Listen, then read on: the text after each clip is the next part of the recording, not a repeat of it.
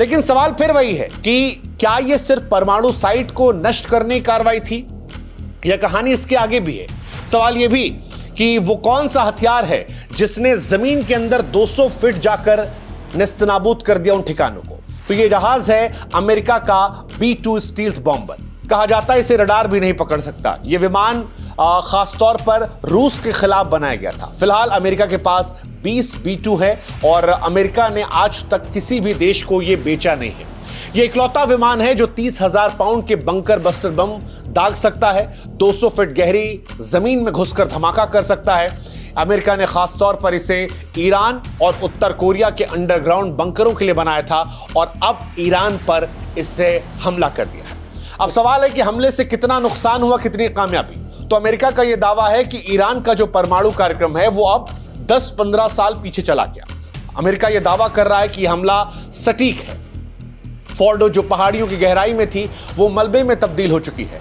Natanz से लेकर Isfahan जो है वहां मशीनें खाक हो चुकी हैं। न्यूयॉर्क टाइम्स ने खबर भी छापी कि B-2 बॉम्बर्स ने फोर्डो पर दर्जनों बंकर बस्टर बम गिराए। हालांकि ईरान साफ साफ कह रहा है कि यह हमला उसे कमजोर नहीं करेगा। ईरान कह रहा है कि अमेरिका ने दुनिया को बेवकूफ बनाया है क्योंकि जिस साइट पर हमला किया गया वहां से कोई रेडिएशन लीक नहीं हो रही थी।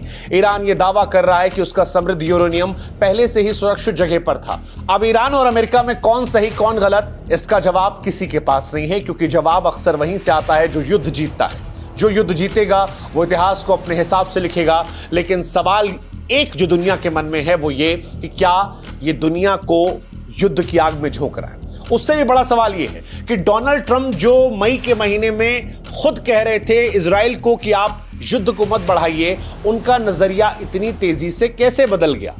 डोनाल्ड ट्रंप क्योंकि पहले ये मान रहे थे कि बातचीत से हल निकलेगा, उन्होंने बार बार कहा था कि अमेरिका को वो युद्ध में झोंकना नहीं चाहते, फिर वो पलटे कैसे।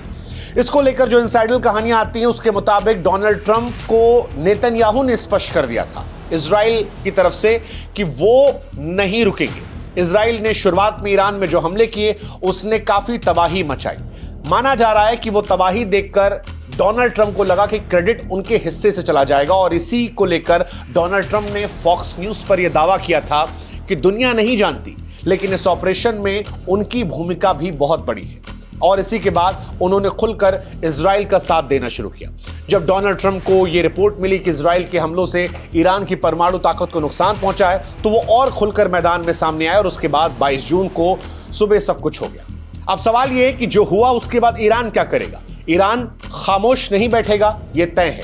ईरान जवाब देगा और ईरान ने जवाब देना भी शुरू कर दिया है। इजराइल पर हमले करना भी शुरू कर दिया है। ईरान के सुप्रीम लीडर अयातुल्लाह खमेनी ने साफ किया है कि यह हमला अमेरिका और इजराइल के लिए भारी पड़ेगा। जवाब सिर्फ सैन्य नहीं बल्कि रणनीतिक भी होगा। इसकी शुरुआत भी हुई है।